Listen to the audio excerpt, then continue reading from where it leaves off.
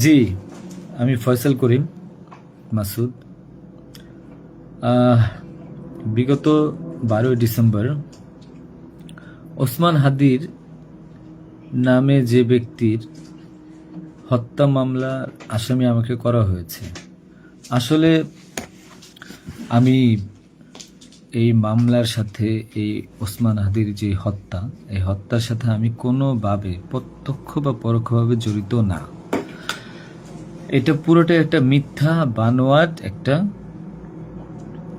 News, বা যেটাই বলেন আসামি আমাকে করা হয়েছে। করার পিছনে বেশ কিছু কারণ আছে, কারণ আমি তার প্রচারণে ছিলাম। আমি তার অফিস বলেন, আড্ডাখানা বলেন, যেটাই বলেন, আমি সেখানে ছিলাম। সেখানে থাকার পিছনে মূল কারণটা হলো, আপনারা জানেন যে আমি অ্যাপেল সফট আইটি নামে একটা প্রতিষ্ঠানের মালিক।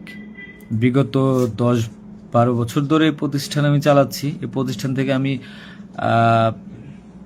প্রায় 20-30 কোটি টাকার কাজ করেছি, উইদাউট তদবির, সুপারিশ ছাড়াই। কারণ আমি ব্যাটল অফ 71-এর প্রতিষ্ঠাতা। ব্যাটল অফ 71-এর মতো একটি গেম বানিয়ে আমি বাংলাদেশে জাতীয় পুরস্কারও পেয়েছি। আমি সফটওয়্যার ইঞ্জিনিয়ার, আমি এমবিএও করেছি। এখন কথা হচ্ছে সেটা না, কথা হচ্ছে যে আমি সেখানে কেন গেলাম। সরকার পতনের পর আমার ব্যবসা প্রতিষ্ঠানে অনেক লস হয়, যেখানে আমি ঋণগ্রস্ত হয়ে যাই। তো আমি কিছু কাজ, নতুন কাজ, আইটির কাজ জমা দিয়েছি। তো আমি তাদেরকে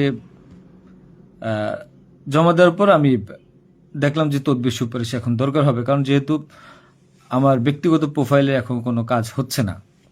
তো আমি ওসমান হাদির ওখানে যাই, তার সাথে কথা বলি। বলার পর সে আমাকে আশ্বস্ত করে বলে যে সে আমাকে কাজ পাইয়ে দিবে। এই বাবদ সে 5 লাখ টাকাও চায়। আমি 5 লাখ টাকা দিই তাকে। নগদ চেয়েছিল, আমি নগদই দিয়ে দিয়েছি। দেওয়ার পর সে আমাকে বললো, ভাই আপনি অ্যাজ এ ডোনার হিসাবে আপনি আমার যেই প্রোগ্রামগুলো হয় নির্বাচনী প্রচারণা, একটা অফিস দিয়েন, বা প্রচারণে মাঝে মধ্যে একটু ছেলে পেলেরে হাদিয়ে দিয়েন। তো সে হাদিয়েই বলে আসলে বেসিক্যালি। তো আমি এরপরে শুক্রবার আমাকে আসতে বলে, আমি প্রথম শুক্রবার তার সাথে যাই, প্রচারণা করি।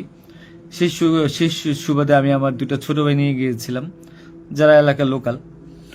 তো এখন তাদেরকে হয়তো আসামি করা হচ্ছে, আমি জানি না। তারা কিছুই জানে না, যেমন আমি জানি না, তারাও জানে না। তো তারপর তাকে আমি 5,000 টাকা দিই। তার সাথে যে ছেলেটা আছে জাবের, তাকে জিজ্ঞাসা করলে জানতে পারবেন, সবার সামনে আমি দিয়েছি, এবং হাদিয়া হিসেবে সে খুব হাসি মুখে এটা গ্রহণ করেছিল। তারপর ওই দিনের খাওয়া দাওয়া শেষ, প্রোগ্রাম শেষ, আমরা চলে আসি। এরপর আমি আমার ব্যক্তিগত কাজে, নানা কাজে ব্যস্ত ছিলাম। হাদি একদিন ফোন দিয়ে আমাকে বলে, ভাই 16ই ডিসেম্বর আসছে, আপনার সাথে কিছু কথা আছে, আপনি আসেন। তার হোয়াটসঅ্যাপ মেসেজটা চেক করে দেখলে জানতে পারবেন। আমি কিন্তু তার নেক্সট শুক্রবার দিন, মানে আমি বৃহস্পতিবার দিন আমি কিন্তু যাইনি। সে আমাকে ফোন দিয়ে নিয়েছিল যে আপনি আসেন, এসে আপনি দেখেন যে আপনার সাথে কিছু কথা আছে, আপনার কাজটার বিষয়ে কিছু কথা আছে, আর আমাদের 16ই ডিসেম্বর প্রোগ্রামে আপনি একটু হেল্প লাগবে। তো আমি যাই। সাথে আমার বেসিক্যালি আমি বাইক চালাইতে পারি না, সেজন্য আমার যে বাইক, সেই বাইকের একজন চালক ছিল, ওটা আমার খুব ক্লোজ ছোট ভাই, আমার খুব স্নেহের, আলমগীর। এবং তাকে নিয়ে যাই সাথে করে।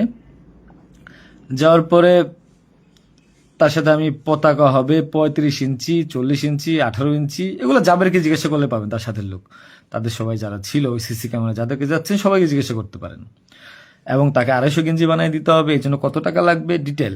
এবং ঘটনার দিন আমাকে সে রিকোয়েস্ট করে, আজকে যারা এই যে আপনারা দেখছেন হাজার হাজার লোক, শত শত লোক, হাদির তো এত লোক ছিল না, কারণ সে আমাকে নিজেই রিকোয়েস্ট করেছিল যে ভাইয়া আপনি আমাকে 5-10টা পোলাপাইন দিয়েন, আর 16ই ডিসেম্বরে 50টা ছেলে পেলে দিয়েন, যেন আমার পতাকাটা ধরতে পারে, আমার প্রোগ্রামটা সাকসেস করে দিতে পারে।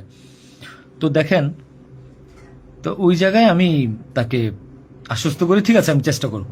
তো পরের দিন আমি যাই। পরের দিন আর মাঝখানে একটা কথা বলি, আমার এর পরের দিনই দুবাই যাওয়ার কথা ছিল, যেহেতু আমার দুবাইয়ের মাল্টিপল গোল্ডেন ভিসা আছে।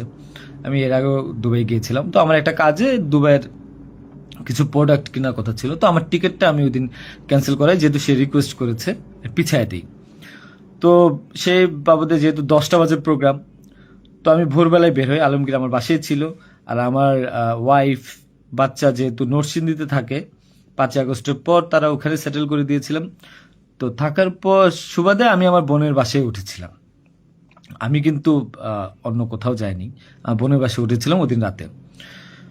তো ওই বাইক নিয়ে যাই, যেহেতু বাইকটা আমি কিনেছি। তো নাম রেজিস্ট্রেশন হয়নি। তো আলমগীর বাইকটা চালায়, আমাকে নিয়ে যায়। তো ভোরবেলা আমরা একটা উবার ডেকে আমরা একটা রিসোর্টে যাই। এটাও সত্য। ওই রিসোর্টে যে মেয়েটা ছিল, ওই মেয়েটা বেসিক্যালি আলমগীরের গার্লফ্রেন্ড। কারণ আলমগীর আমি দুবাই চলে যাওয়ার পর সে যেহেতু এলাকায় থাকতে পারছিল না, তার একটু বাইরে থাকতে হবে। তো মেয়েটা তার কাছে একটা হেল্প চায় বাসা ভাড়ার জন্য। তো আলমগীর তার গার্লফ্রেন্ডকে হেল্প করার জন্য বলে, ঠিক আছে তুমি আজকে দেখা করো, আজকে আমাদের অনেক কাজ, তোমার সাথে আমি পরে দেখা করতে পারবো না। তো আলমগীরের সাথে আমি যাই। যাওয়ার পর 8টা-9টার দিকে আমি আবার চলে আসি, কারণ আমার এই টিকিটটা ক্যান্সেল করতে হবে। আবার হাদির প্রোগ্রামে যেতে হবে, ছেলে পেলেও নিয়ে যেতে হবে। তো আমি প্রিপারেশন নিয়ে সকালবেলা চলে আসি।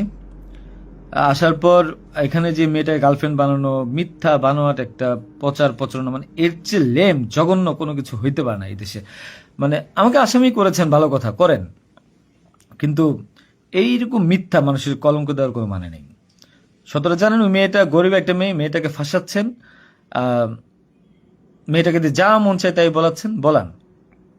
এখন কথা হলো যে আমি প্রোগ্রাম করেছি হাদিকে, যে ওদিন কথা বলেছি, এবং ওই দিন আমি তাকে আবার 10,000 টাকা দিয়েছি, পোলাপানকে খাওয়াই দিয়েন। আমি আমার বাইক নিয়ে যাই। কে বা কারা এই হত্যাকাণ্ড ঘটেছে আমি জানি না। আমি 10 মিনিট আগে তার কাছ থেকে বিদায় নিয়ে চলে আসি। আসার পর আমি বাসায় আসি, যেহেতু আমি যাব দুবাই, আমি টিকিট ক্যান্সেল করেছি। আপনারা দুবাইয়ের টিকিটগুলো দেখতে পারেন। আমি একটু দেখাই একটা জিনিস আপনাদেরকে। এই যে দেখেন আমার দুবাইয়ের মাল্টিপল ভিসা। 1 মিনিট।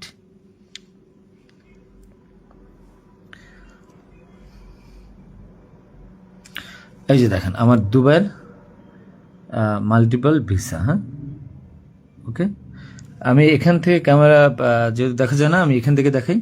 এই যে দুবাইয়ের মাল্টিপল ভিসা আমার স্পষ্ট আছে, দেখেন। ঠিক আছে, দেখেন। আরো ভালোভাবে যদি দেখাইতে চাই তাহলে দেখতে পারবেন কিনা আমি জানি না, একটু ভালোভাবে দেখেন। যাই হোক, এটা আমার দুবাইয়ের ভিসা। তো এরপর আমি এই যে আমার দুবাইয়ের ভিসা, আমার ওই দিন টিকিট ক্যান্সেল করি এবং আমি যাবো আমার কাছে বিদায় নিবই স্বাভাবিক। আমার ভাগিনা একটা আছে 5 বছর বয়স, সে আমার মোবাইলটা ফেলে দেয়।